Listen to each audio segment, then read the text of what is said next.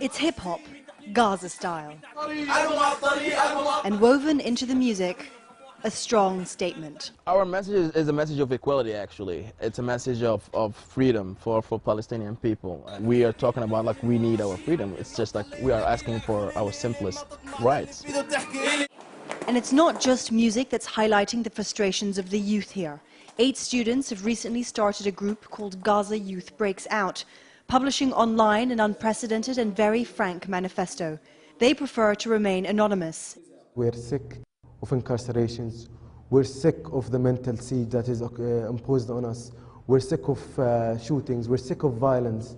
And we want to live freely. We want to live peacefully. We want to prove to the world that we exist around here and we can think. They've gained a lot of interest and support online, condemning Israel's occupation as well as Hamas's rule. But in this conservative society, such outspokenness is not always welcome. And we know we're risking many things. But what's life without taking risks? If we youth and we sit next to a wall and start crying about our problems all day rather than working to solve them. There are many daily frustrations here, things that most on the outside take for granted, like simply coming and going as one pleases.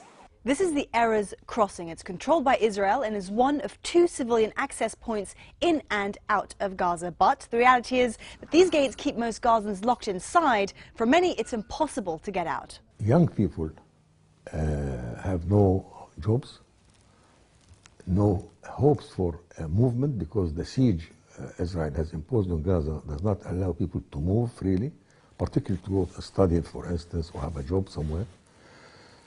And people don't have hopes for their own personal life, to get married, to have a family. How, if you don't have the means?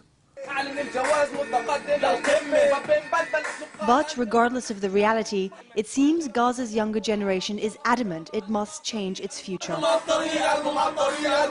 And as the voice becomes louder and louder, they hope that people, sooner or later, will have to listen.